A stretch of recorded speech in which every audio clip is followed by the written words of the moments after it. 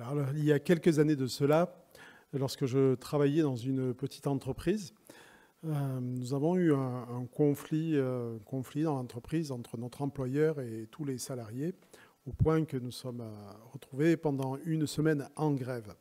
Comme j'étais, alors le sujet, c'est que c'était à l'époque de la négociation pour les 35 heures, et nous nous sommes retrouvés à nous rendre compte que, en fait, chacun d'entre nous avait une partie de ces heures qui n'était pas déclarée par un subterfuge dans lequel nous étions tous lésés.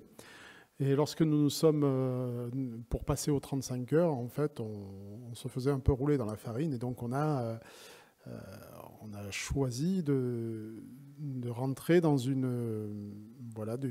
négociations un peu musclées. Et dans une petite entreprise comme cela, c'est pas simple. Et comme j'étais celui qui avait fait le plus d'études, que je parlais pas trop mal et que et que je connaissais mon sujet, eh bien, je me suis retrouvé propulsé à être un des deux interlocuteurs des salariés, en quelque sorte le délégué syndical. Mais comme je fais bien les choses, eh bien, je n'étais pas protégé par un syndicat. Hein. Donc, un délégué syndical, il est protégé par un syndicat. Moi, j'y suis allé comme ça, à blanc, la fleur au fusil. Et donc, bien sûr, ce sont des négociations qui se sont mal finies pour moi, en tout cas. Ce qui est sûr, c'est que l'avocat nous a donné gain de cause sur toutes nos revendications parce que nous avions raison. Mais il a fallu un moment négocier mon départ parce que il fallait que quelqu'un paye, voilà, en gros. Et donc, il fallait pour cela que j'accepte de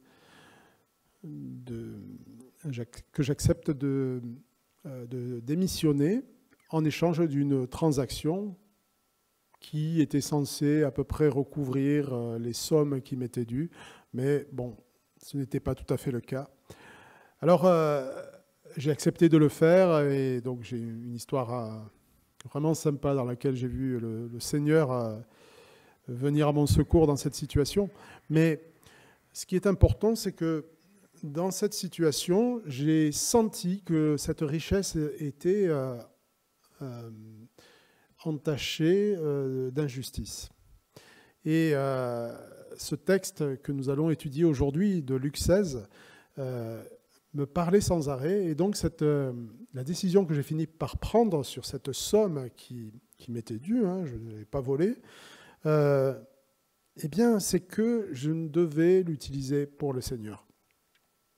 Alors, est-ce que j'ai eu raison d'interpréter ce texte ainsi ? C'est ce que nous allons voir aujourd'hui.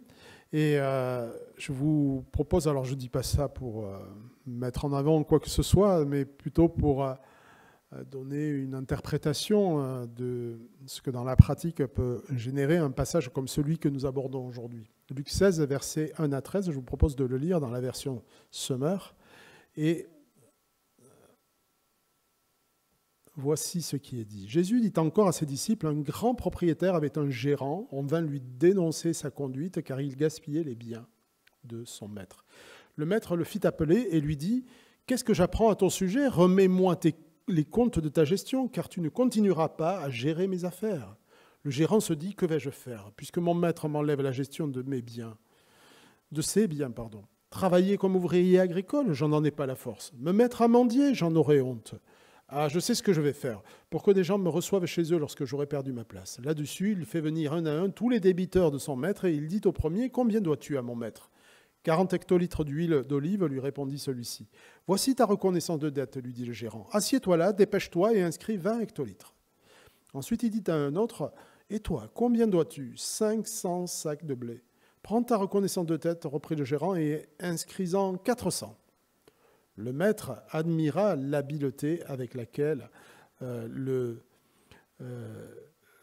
gérant malhonnête s'y était pris. En effet, ceux qui vivent pour ce monde sont plus avisés dans leurs affaires avec leurs semblables que les enfants de la lumière.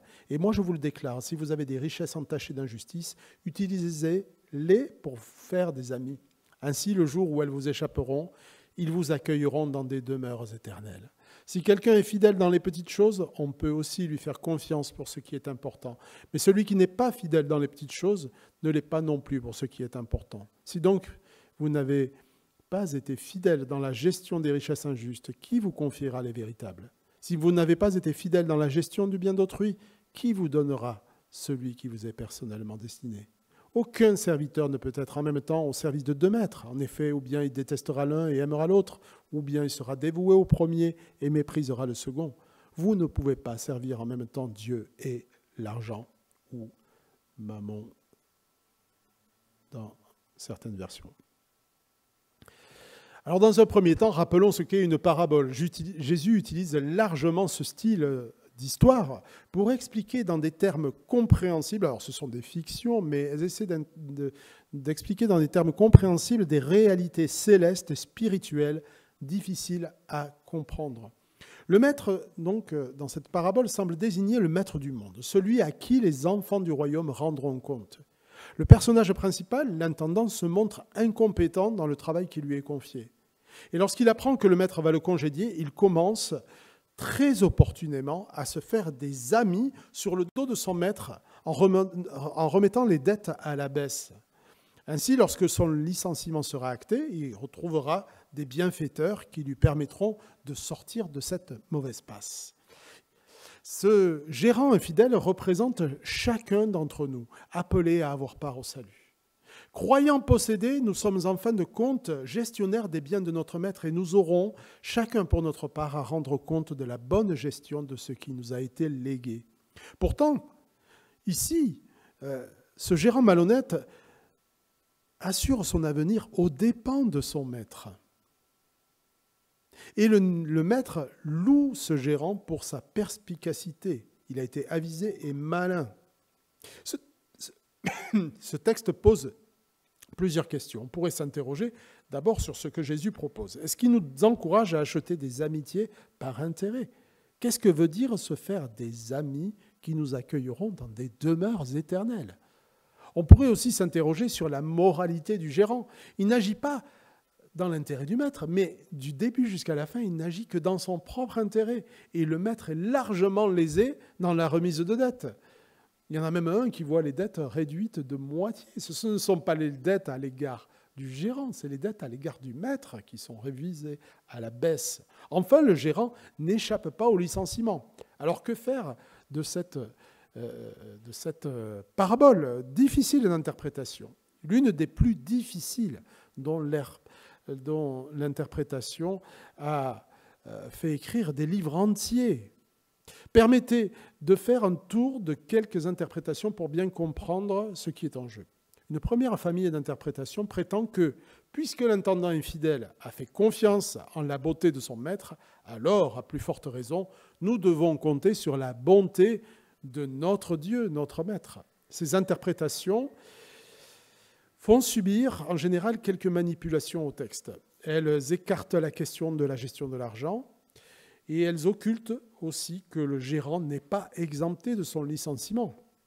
Il est mis dehors. Et donc, en général, ces interprétations utilisent largement l'allégorie, le symbolisme et font dire au texte ce qu'il ne dit pas. Notre groupe d'interprétation donne à l'attitude du gérant un verdict positif. L'économe aurait donc bien agi par charité envers ses débiteurs. Comme il a remis la dette à ses débiteurs, les chrétiens devraient alors remettre leurs dettes et pardonner sans faire de reproches à ceux qui les ont offensés, et ce, quelle que soit leur attitude. Sauf qu'ici, le gérant remet les dettes que doivent les débiteurs aux créanciers, non pas à lui-même. Doit-on pardonner à la place de Dieu ? Encore cette question qui nous ressurgit. Et s'il s'agit d'une métaphore sur le pardon, pourquoi ne remet-il qu'une partie de la dette ? Jésus n'a-t-il pas remis toute notre dette ? L'évangile serait-il un pardon à la moitié ? Et puis, s'il s'agit de pardon, si pour à la fin, c'est pour être licencié, jeté en enfer, si j'interprète bien, eh bien, Je crois qu'il y a peu de chances pour que cette parabole vise le pardon. Je signale enfin un dernier groupe d'interprétations qui fait la part belle au contexte socio-économique de l'époque. Le maître a donné une grande liberté à son gérant qui en a profité pour majorer les redevances de ses fermiers en les détournant pour son propre compte. Mais quand le maître s'est rendu compte de cela, il l'a licencié. En attendant le licenciement, le gérant revient à des redevances plus justes. Et donc Jésus serait en train d'inviter les collecteurs d'impôts à revenir à des impôts plus justes et de la même manière les pharisiens à ne pas demander au peuple d'être plus juste que la loi ne l'exige. Et c'était le défaut qui a souvent achoppé chez les pharisiens, qui avaient créé une loi par-dessus la loi pour ne pas transgresser la loi et qui étaient tombés dans le légalisme. Donc vous l'avez compris, cette interprétation ajoute des éléments au texte. Et si j'ai réussi à vous faire comprendre que je ne soutiens aucune de ces interprétations, c'est que j'ai pas mal réussi mon coup. Alors, face à cette parabole, nous avons 3 écueils. Le premier, c'est se détourner devant la difficulté. Puisqu'il y a tellement d'interprétations, c'est qu'aucune n'est sûre. Mais le Seigneur ne nous a pas donné des énigmes à résoudre pour des élites intellectuelles. Il nous a donné des tendances de notre cœur à démasquer. Le deuxième écueil, c'est d'allégoriser à outrance et de dire que l'argent, ce n'est qu'un symbole. Ainsi, on élimine le problème que la gestion des biens pose dans nos vies à tous et que pose ce texte, je crois. Troisième écueil, se détourner de ce passage parce que nous pensons que nous ne sommes pas riches. Aller dans un pays d'Afrique, particulièrement aujourd'hui, alors je ne sais pas s'il faut y aller en ce moment, mais bon, et vous verrez que nous sommes riches. Déjà, nous sommes riches parce que nous pouvons voyager jusque là-bas. Eux aimeraient bien voyager jusqu'à chez nous et ils ne le peuvent pas. Or, Jésus parle ici d'être fidèle dans des petites choses. Et fidèle dans les petites choses, qu'est-ce que c'est ? Est-ce que c'est que pour ceux qui sont riches ?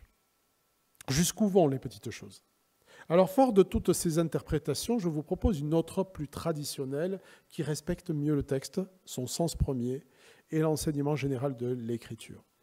Tout d'abord, cette parabole vise avant tout notre rapport à l'argent, la gestion des biens qui nous sont donnés. Et nous savons tous combien l'argent y a une grande place. Elle s'insère, cette parabole, dans un ensemble d'autres paraboles et anecdotes de la vie de Jésus qui concernent le royaume de Dieu et la gestion de l'argent. Dans le chapitre 15, juste avant, se trouve la parabole des 2 fils. L'un des 2 a dilapidé tout l'héritage de son père et se retrouve dans une situation difficile. Juste après d'autres passages, au chapitre 16, se trouve la parabole de Lazare et du mauvais riche. Et ce mauvais riche, sa vie durant, était revêtu de pourpre et de fin lin, mais Lazare était à sa porte, dans une grande misère, et il ne l'a jamais même regardé. Et après la mort des 2, les rôles ont été inversés. Au chapitre 18 encore, la rencontre entre Jésus et le jeune homme riche, qui s'en alla tout triste, car il avait de grands biens. Qu'il est difficile à un riche d'entrer dans le royaume de Dieu, dit Jésus. Enfin, on pourrait encore citer au chapitre 19 la rencontre de Jésus et de Zachée, le collecteur d'impôts, ou encore dans ce même chapitre, la parabole de l'argent à faire fructifier, ou la parabole des talents que nous évoquerons tout à l'heure. Cet ensemble de paraboles et anecdotes illustre l'un des thèmes favoris de l'évangile de Luc, le rapport entre l'argent et le royaume. Mais l'argument définitif qui va nous convaincre qu'il s'agit bien de l'argent, c'est notre verset 13 qui, je crois, clôt cette section.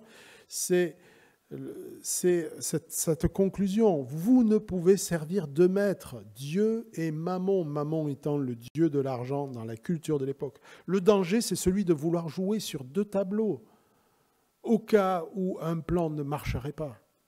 L'argent, c'est une ligne de haute tension de nos vies. Nier son utilité, c'est parfaitement stupide. Mais négliger son pouvoir d'attraction négligé qui se transforme très rapidement en idole, que nous soyons riches ou pauvres, c'est encore plus néfaste. Reprenons notre texte. Quelle est la nature du reproche qui est fait au gérant ? Il dissipait ou gaspillait les biens du maître.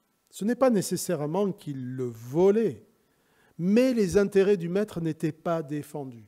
Peut-être s'agissait-il de mauvaise gestion ou d'un laisser-aller dans le recouvrement des dettes, ce que la fin du texte, la fin de la parabole laisse entendre, puisqu'il fait vite recouvrir les dettes aux créanciers. Alors il y a deux éléments importants qu'il faut noter dans l'attitude du gérant. L'économe a oublié que cet argent ne lui appartenait pas. Il en a seulement la gérance. Il a oublié qu'un jour, il doit rendre compte. Et c'est bien ce qui se passe ici. Il s'est pris pour le propriétaire. Il s'est vu calife à la place du calife.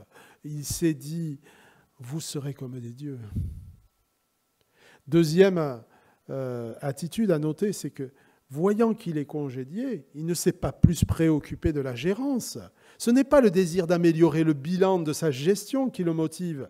Il revoit les dettes des fermiers à la baisse pour qu'ils se rendent redevables, se sentent redevables à son égard. Il utilise la fortune de son maître pour s'acheter des amis et s'assurer un avenir. L'intendant, du début à la fin, n'a pas recherché le bien de son maître, mais son intérêt seul. L'intérêt du maître n'a aucune importance. Et le maître reconnaît que c'est intelligent, il voit son habileté, mais il n'en est pas moins congédié. Alors en quoi cette attitude est-elle louable ? Est-ce que Jésus veut nous dire que nous devons acheter des amitiés avec de l'argent ? Que nous devons faire des nœuds avec notre conscience ?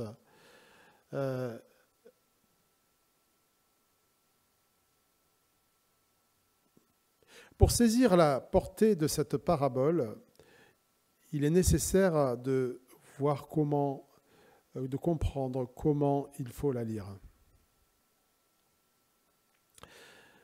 Jésus n'est pas en train de valider l'acquisition de richesses injustes, mais il veut inviter ses auditeurs à tirer leçon de ce qui se passe dans le monde en général.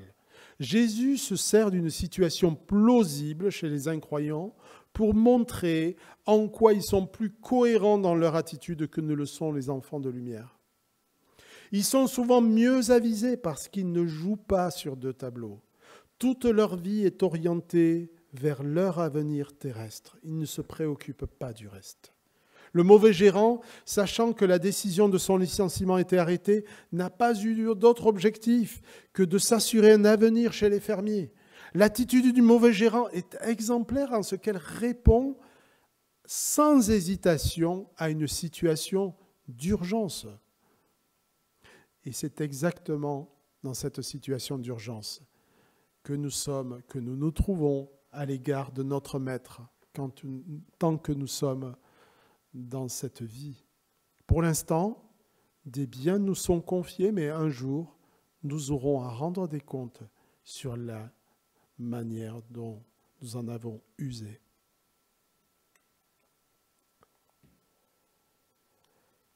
Sachant qu'un jour nous devrons tous paraître devant le tribunal de Christ, devant l'avènement de son royaume, nous ne devons pas nous comporter de manière ambivalente ou vouloir jouer sur plusieurs tableaux. D'un côté, Dieu qui nous assure l'avenir céleste, et de l'autre, Mammon qui nous assure l'avenir immédiat au cas où le premier plan ne marcherait pas. Toute notre vie doit être tendue vers l'objectif du royaume à venir et vers les trésors à amasser dans le ciel et non sur la terre. Les enfants de lumière ne devraient avoir qu'un seul objectif, la gloire de Dieu. Le peuple de Dieu a-t-il encore besoin d'entendre ce message ? Je crois que oui. Le salut ne consiste pas en ce qu'une fois sauvés, nous jouissions béatement de la vie qui nous est donnée. Si nous recevons le salut, la vraie foi nous donne des responsabilités et nous pousse à agir en conséquence. En ce qui concerne l'argent qui nous est confié, nous n'en sommes pas propriétaires, mais gestionnaires. Certains en ont eu beaucoup, mais ce n'est ni grâce à leur travail, ni grâce à leur plus grande habileté. C'est parce que Dieu leur a confié une responsabilité plus grande. Et ils auront plus de comptes à rendre dans la gestion de cet argent. Certains en ont eu peu, il leur sera moins demandé, mais ils auront à rendre compte eux aussi. Souvenons-nous, par exemple, pour nous en convaincre, de ce que Jésus a dit de cette veuve qui est venue dans le trône du temple et qui a posé juste une petite pièce qui était insignifiante, mais qui pour elle était son nécessaire. Une foi grande comme une montagne a été déposée dans le tronc. Et cette dame a fait confiance à Dieu dans sa disette. Cette parabole est à rapprocher d'une autre qui lui ressemble et que nous trouvons 3 chapitres plus loin, plus connue sous le nom de parabole des talents. Celui qui n'avait reçu qu'un talent et qui l'avait caché, se l'est vu retirer le jour où le maître vint leur faire rendre compte. On a donné son argent, il a perdu l'argent qu'il avait et on l'a donné à celui qui en avait beaucoup. De même, dans notre parabole, nous devons user des richesses qui nous sont données de manière à ce que cela serve la gloire de Dieu. Que veut dire alors se faire des amis avec les richesses injustes ? Dans la parabole de Lazare et du mauvais riche, ce dernier aurait pu se faire des amis avec des richesses injustes, mais il les a toutes utilisées pour lui-même. Et Lazare ne l'a pas accueilli dans le sein d'Abraham lorsque tous les deux sont morts. Mais ici, Jésus parle dans la perspective du royaume qui vient et qui désormais est le nôtre. Nous devons utiliser notre argent avec sagesse et non de manière égoïste. Si nous voulons coller au texte, nous verrons que les amis dont parle le texte nous accueilleront dans des demeures éternelles. Un autre détail du texte nous invite à comprendre que Jésus parle d'agir envers les semblables, les enfants de lumière. Au verset 8, nous lisons « En effet, ceux qui vivent pour ce monde sont plus avisés dans leurs affaires avec leurs semblables que les enfants de la lumière. » Les amis dont parle cette parabole sont donc ceux qui vont hériter du salut. Et cela me fait passer à cet autre passage, parmi tant d'autres encore, que nous trouvons dans Galates 6, verset 10. « Ainsi donc, tant que nous en avons l'occasion, faisons du bien à tout le monde et en premier lieu à ceux qui appartiennent à la famille des croyants. » Alors comment le faire ? Nous pourrions parler de l'action humanitaire envers les pauvres et parmi envers les pauvres, en particulier ceux de la famille des croyants. Je rappelle, le CEL Compassion qui donne à des familles suivies par une église la possibilité de payer des études à leurs enfants, sans quoi ils seraient obligés de se mettre au travail pour subvenir aux besoins de la famille. Je signale encore Portes Ouvertes qui propose de contribuer à fournir une aide d'urgence aux chrétiens persécutés. Vous avez vu l'actualité du 14 juillet, derrière les invitations très médiatisées du Premier ministre indien sur fond de vente de Rafale. Alors on ne vend pas du vent, on vend des avions. Les Rafales que vous voyez voler de temps en temps au-dessus de Istres. Voilà, donc je parle du Premier ministre indien. Eh bien, derrière cette vente de Rafale, plus de 30 000 chrétiens ces derniers temps ont été déplacés en raison de violences perpétrées et encouragées parfois par le gouvernement. Près de 400 églises ont été brûlées et détruites. Alors nous pourrions parler de cela, mais nous pourrions encore l'appliquer au soutien que nous devons à ceux qui donnent leur vie au Seigneur dans un ministère. Se lancer dans un ministère, c'est se lancer par la foi, et l'abandon de la sécurité financière est un passage obligé et un apprentissage constant du ministère. Mais la responsabilité incombe aux enfants de lumière de savoir utiliser leur richesse avec sagesse, en soutenant l'avancement du royaume. Alors, à ce titre, je suis peut-être un peu mal placé parce que je suis le premier bénéficiaire de l'argent qui est collecté dans notre Église. Mais nous avons d'autres ministères que nous soutenons, celui de Ben sur Salon. Nous avons la chance d'avoir aussi une missionnaire à la personne de Sandrine, dont le soutien n'est pas complet. Plusieurs fois, Paul s'est réjoui de ce que les dons qu'il recevait manifestaient la maturité des assemblées qui le soutenaient. Ce n'est pas de recevoir des dons qui le motive, mais de voir des fruits dans la libéralité de ceux qu'il avait enseignés. Et oui, la libéralité est un fruit de l'action de Dieu dans nos vies et dans nos cœurs.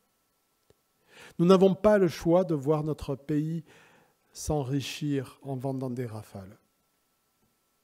Mais nous avons le choix, avec les richesses injustes, de nous faire des amis qui nous recevront dans des demeures éternelles.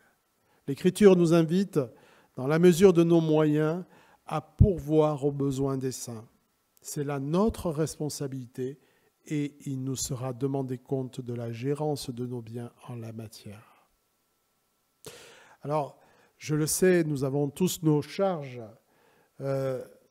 Besoin de se loger en payant une maison, un loyer, un besoin de se nourrir, de nourrir nos familles. Et bien sûr, nous avons le droit d'avoir des loisirs et d'avoir même une maison.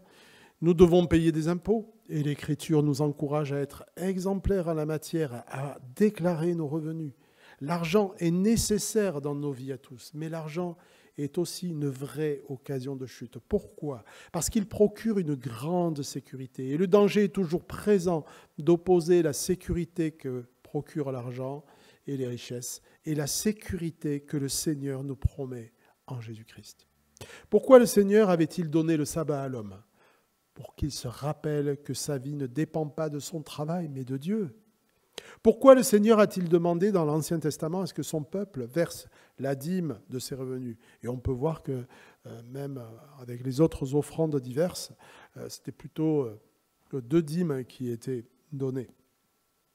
Pour qu'il se garde, pourquoi est-ce qu'il demande cela ? Pour que le peuple se garde de croire que ses richesses lui appartiennent et que sa sécurité dépend de ses richesses. Ces éléments sont des tests de fidélité dans les petites choses, pour chacun d'entre nous, dans lesquels nous apprenons à faire confiance à notre Dieu. La dîme est-elle toujours de mise dans la nouvelle alliance ? Ça fait partie des petites choses que le Seigneur nous donne. Je vous invite à écouter le défunt pasteur Timothy Keller sur le sujet. Il disait « Parfois, des gens viennent me voir pour parler de la dîme.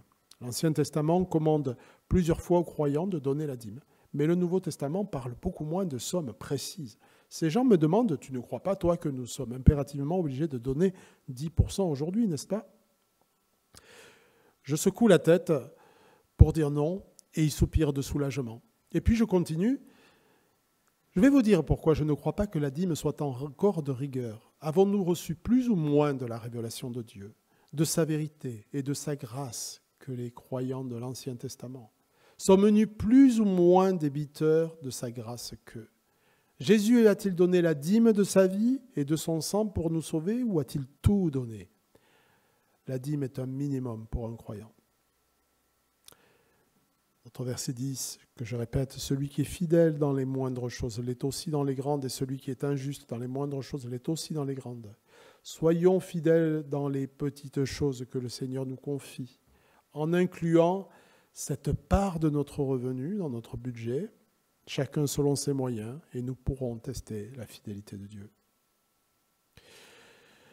Si le Seigneur nous donne la responsabilité de donner une part de nos revenus, s'il nous demande de pourvoir aux besoins des saints, d'amasser des trésors dans les cieux, c'est aussi pour nous préparer à être des administrateurs de richesses plus grandes et plus désirables. Le verset 11 nous dit la chose suivante.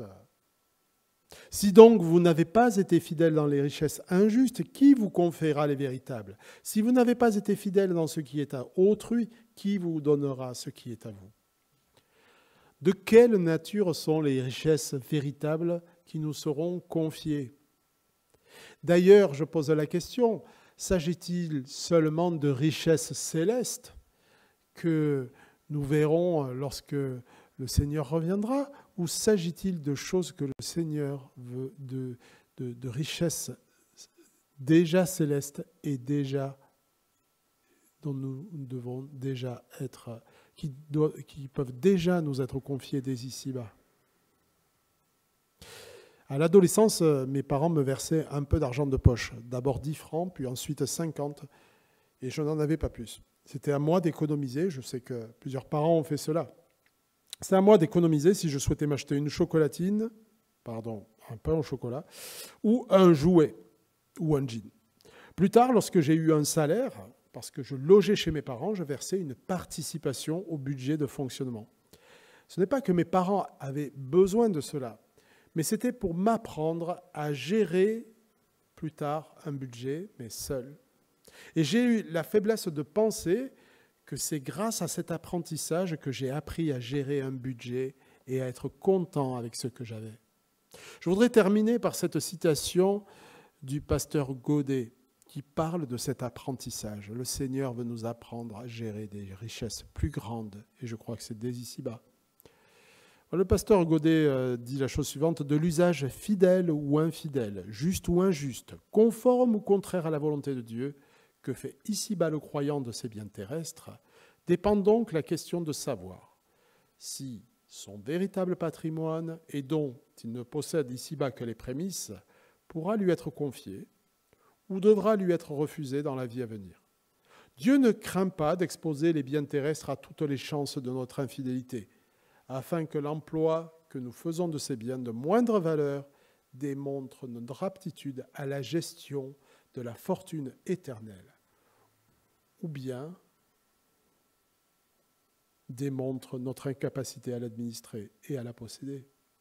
Il y a là une admirable conception du but de la vie terrestre et même de l'existence de la matière. Que le Seigneur nous donne de la sagesse afin que nous sachions utiliser les biens qu'il nous confie pour sa gloire. Amen.